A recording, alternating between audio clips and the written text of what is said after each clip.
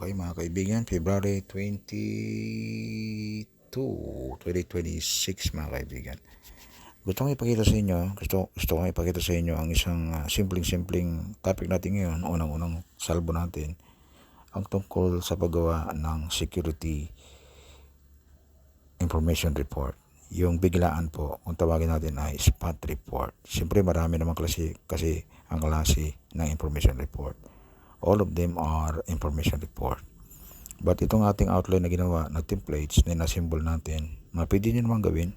Pwede kayo mag-assemble ng sarili ninyo.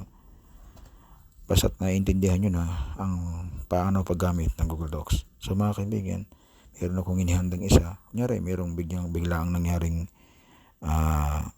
problema ngayon. So kinakailangan nyo magbigay ng updated information report sa inyong CO. So gagawin nyo ay ilabas nyo lang yung nakatago ninyo. Halimbawa kung meron na kayo.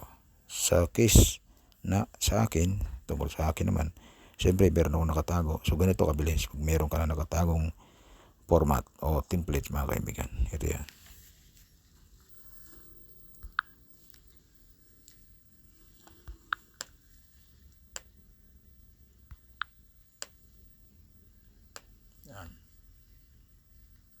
So mga kaibigan, pipilapan ko lang ito. Itong number 1, itong 4, and then through. Pipilapan ko lang din yan. Date. Ngayon, kung tingin nyo ay hindi okay sa panlasa ninyo, pwede namang i-edit yan. I-click nyo lang ito. Edit. And then, bababa nyo ng konti. Ito lang i-click nyo. Okay. Para maghiwalay yung date, mga kaibigan. Para maganda tingnan. And then little bit forward, click mo lang to. Yan. Okay, maganda na. Ayan mga kaibigan. So yan ang forma. So gagawin mo lang, pilapan mo lang to. What?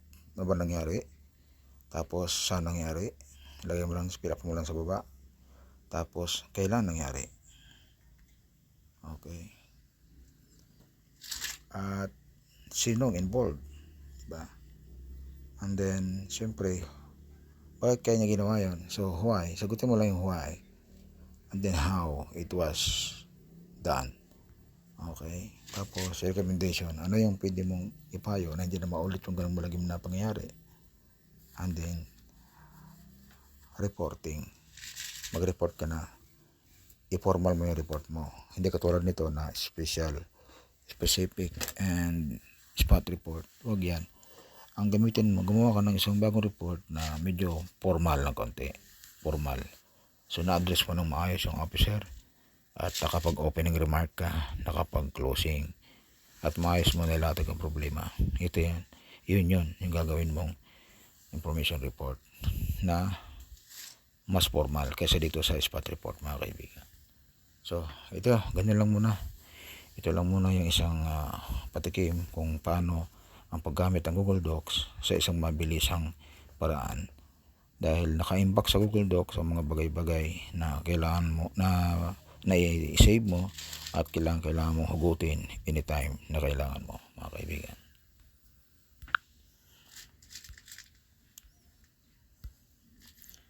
At halimbawa mga kaibigan pa ng mga bagay-bagay na dapat yung malaman dito ay ang kakayahan mo na baguhin ang mga kulay ng mga bagay na to. Halimbawa ito, pwede baguhin ng kulay ng 4. Okay. Pwede mo baguhin ng blue or pink kung gusto mo. Nasa sayo yan. At pag nakasid pa yan, pwede mo ring i-click ulit to. Okay. And then add mo para lumaki. Alright. Pag lumaki yan, nagbabago yung structure ng iyong template. So, huwag mo siya nilalakihan.